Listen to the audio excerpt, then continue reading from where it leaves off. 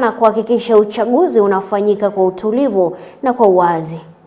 Si kama chama cha UDA, sisi hatujaambia mtu yeyote asifanye kampeni zake, si ndio?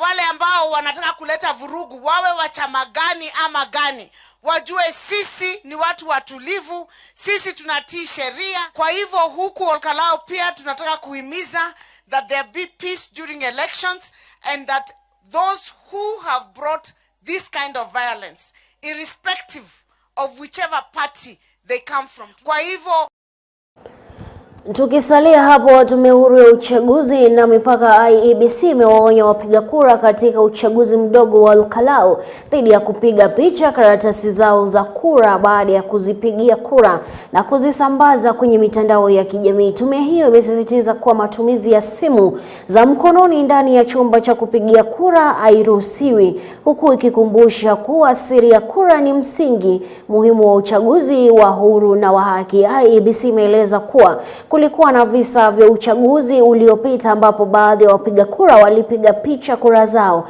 zilizowekwa alama na kusambaza mitandaoni, kitendo ambacho ni kinyume na sheria. Tume hii imewataka wapiga kura kuweka siri kuhusu chaguo lao mara tu wanapompigia kura mgombea wanayemtaka, wakisisitiza kuwa kufichua kura yako kuna kiuka masharti ya kifungu cha 7 cha sheria ya makosa ya uchaguzi. Aidha, imeonya kuwa mtu yeyote atakayepatikana na hatia ya kupiga picha ya kura yake anaweza kutozwa faini ya hadi shilingi milioni 1. Yes. We saw one individual had taken a picture of their ballot paper after voting. They took pictures of the marked ballots and circulated it on the internet.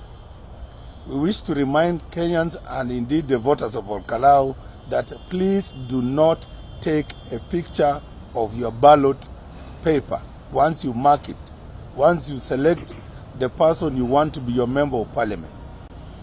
This is because the sanctity and the secrecy of the vote requires that you keep it secret. That's why it's very, very important that we facilitate you to vote by way of secret ballot. So it will defeat the purpose if you again make that ballot public, and it is against Section 7 of the Election Offences Act. You shall actually be prosecuted, and if you are found guilty, you will pay a fine a fine of up to 1 million Kenya shillings. So we need to tell Kenyans this matter is very serious. Besides that 1 million Kenya shillings, the offending party can also be imprisoned for a term of not exceeding 3 years for a simple act of taking a picture of your vote, either to show allegiance to whoever you are voting for or for some other benefit. I don't know what motivates people to expose who they voted for. So na zaidi ya maafisa 1000 wa polisi wa kitaifa wamepelekwa katika eneo bunge la Olkalau ili kuhakikisha uchaguzi mdogo unafanyika kwa amani, usalama na uwazi. Akizungumza kuelekea siku ya uchaguzi, kamanda usalama amesema kwamba vituo vyote 114 vya kupigia kura vimepangiwa maafisa wa kutosha, huku kila kituo kikiwa na angalau maafisa 2 wa polisi kwa mujibu wa taratibu za kawaida za usalama. Aidha, kila kituo kuwa na kikosi cha zaidi ya maafisa wasiopungua 14 watakaosimamia usalama wa vifaa vya uchaguzi, kulinda mchakato wa upigaji kura na kuhakikisha kwamba maafisa wa uchaguzi wanatekeleza majukumu yao bila vitisho wala usumbufu. Further, the 114 polling stations in Olkalau have adequately deployed with police officers going by the standard deployment procedures. This means that we have a minimum of 2 police officers per every polling station. Their work shall be to safeguard the voting materials, the voting process itself, while offering adequate security at each and every polling station, ensuring the electoral officials perform their duties well unheeded. Additionally, there are riots led by teams deployed at all polling stations. They comprise of not less than 14 officers at each and every polling station to ensure steadfast and robust security coverage. Further to this, there are specialized teams that have been deployed to give an overall and unbreachable security ring as follows. I have deployed 4 platoons of the General Service Unit officers. I have deployed 4 platoons of anti-stock theft unit officers. I've also deployed 4 water cannons. Sufficient deployment from the Directorate of Criminal Investigations, DCI, whose mandate shall focus on intelligence gathering, investigations, arrest and prosecution of any party or individual or individuals involved in any electoral malpractice. Finally, I reiterate that the National Police Service shall remain steadfast during the by-election process, ensuring that a guaranteed security exercise is carried out where the people of Olkalau have a chance to exercise their democratic rights in the best way possible and in an environment of peace and security. And to our young people, my message to you is that do not allow yourselves to be misused. Naye gavana wa kaunti ya Machakos Wavinya Ndeti amesisitiza tena dhamira yake ya kuongeza upatikanaji wa maji safi kupitia ushirikiano ulioimarishwa na serikali ya kitaifa pamoja na taasisi za sekta ya maji. Akizungumza wakati wa ziara ya mkurugenzi mtendaji wa kampuni ya maji ya Tana Ardhi Sami na Polos na maneja Francis Siva, Wavinya amesema kwamba kaunti ya Machakos imewekeza katika miundo misingi ya maji ikiwemo ujenzi wa mabwawa madogo ili kuimarisha upatikanaji wa maji katika kaunti hiyo. Nairobi is moving this way. When you come to Machakos now, there are a lot of people living in Machakos, and the sewer system that we had was collapsing. Yeah, the water, we cannot even provide enough water in Machakos County. So basically, we have Maruba and Miongoni working because we have 2 treatment plants. We have the old one and the new one. So we can decide even at the same time to have the 2 running at the same time. Or even the new one that we have done with the support of African Development Bank through the national government is able to hold or to operate.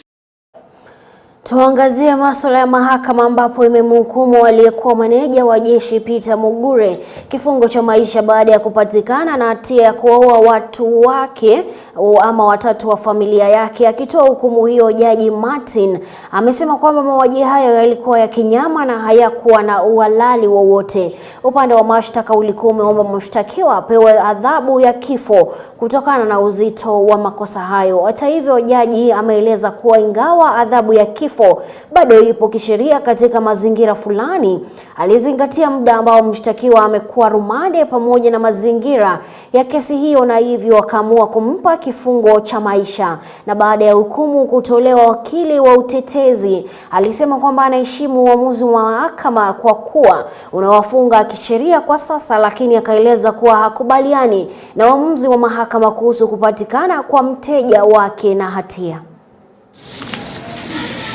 But the murders of the 3 accused persons I find were barbaric. The prosecution has called for death penalty.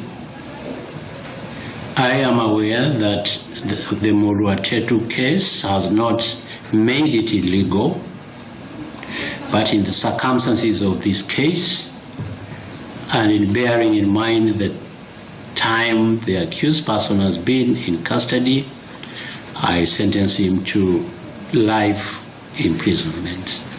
Having delivered a verdict of guilt on all 3 counts, I respect that decision of the court, for it presently legally binds me in ways no one can possibly imagine.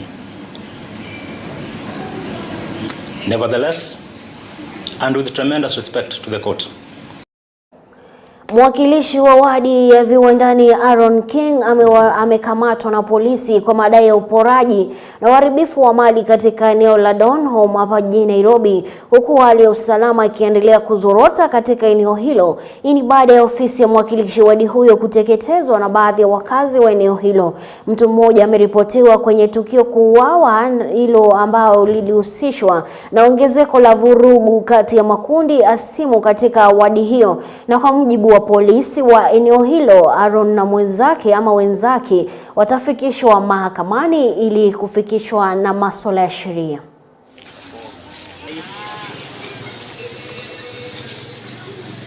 We are holding the Honorable MCA for Viwandani, that is Honorable Aaron Kingara, together with other two individuals who will all be arraigned tomorrow before the courts for the offense of robbery with violence.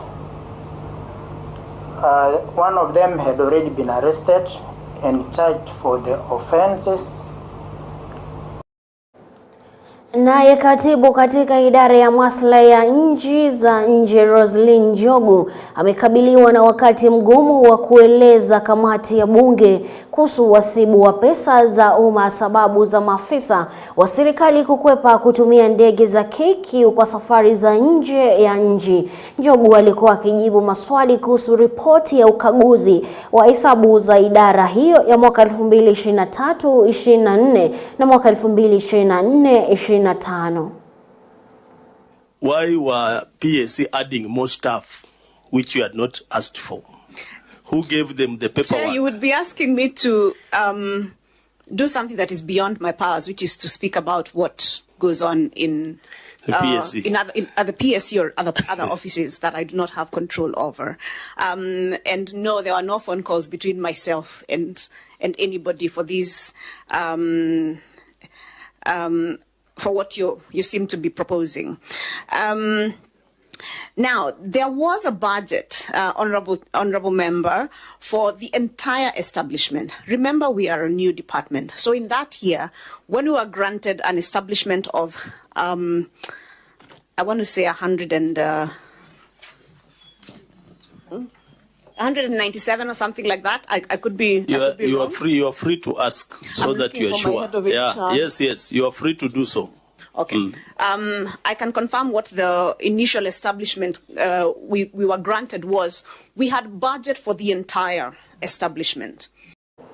Kwingineko, katibu mkuu wa KOTU Francis Atwoli amesema kwamba atahamasisha jamii ya Mulembe kumunga mkono Rais William Ruto katika uchaguzi mkuu wa mwaka ujao. Akizungumza katika kaunti ya Kakamega, Atwoli aliwataka wakazi wa eneo la Magharibi kutopuuzilia maendeleo yaliyotekelezwa na serikali ya Kenya Kwanza, akitaja uwekezaji wa mabilioni ya shilingi katika miundombinu ikiwemo barabara na ujenzi wa uwanja wa michezo wa Kakamega. Atwoli aliwataka wananchi kuwa waangalifu dhidi ya viongozi wanaodai, akieleza kuwa wanatumwa ama ndio wanatumiwa kugawanya watu wa Mulembe kwa maslahi ya kisiasa, akisisitiza kuwa jamii hiyo itatoa msimamo wake rasmi kuhusu uchaguzi wa mwaka ujao katika mkutano uliopangwa kufanyika tarehe 26 mwezi wa Disemba.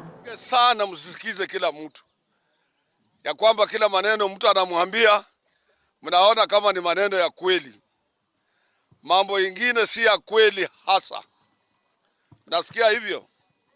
Amakwaka abantu bandi babodanga shikareko batoto tawe. Watu wengine wametumwa na wengine, na sisi tunawajua. Na uwezi kuja kugawa jamii yetu kwa ajili wewe umetumwa. Mimi nataka kuambia nyinyi.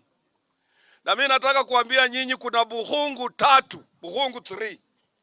Inakuja tarehe 26 mwezi wa 12 Disemba hapa Buhungu. Ukitaka kutembea Western, tembea kati ya sasa na tarehe 26. Baada ya tarehe 26 huu mkoa tutafunga. Sisi tutafunga. Sisi tutafunga hapa. Shenzi sana. Unasikia hiyo? kwa ajili ukiangalia maendeleo na mabilioni ya pesa ambayo serikali ya sasa imemwaga katika mkoa huu ni mabilioni. Angalia stadium yetu hii ya Kakamega, angalia mabarabara, angalia kila kitu. Zile pesa zimemwagwa hapa na serikali ni pesa mingi sana. Na usijiunge na kikundi kinasema tawe ishindishwenya kuitsaori na boda tawe. Sisi tuna viongozi, na nimesema mara nyingi, kule Nyanza tulikuwa na kiongozi Raila Amolo Odinga, kwa shemeki yangu, Mungu akamchukua. Watu wa Nyanza wamepitisha kwa kauli moja ya kwamba watasimama nyuma ya William Samoei Ruto. Mkoa wa Rift Valley kule anakotoka mpaka kule kwa Masai na Kaa, wote wanasema kura yao ni ya William Samoei Ruto. Sisi hatusemi tu term bila kujua kile tunachosema. Wewe kama mtu kama rafiki yangu sana, kijana wa Kenyatta Uhuru, alimaliza sana, msisikize kila mtu ya kwamba kila maneno mtu anamwambia mnaona kama ni maneno ya kweli. Mambo ingine si. Na bila shaka mtazamaji, hapo ndipo natamatisha habari zetu awamu ya saa 10. Na mtazamaji, nakutakia siku njema, tupatane hapo kesho panapo majaliwa.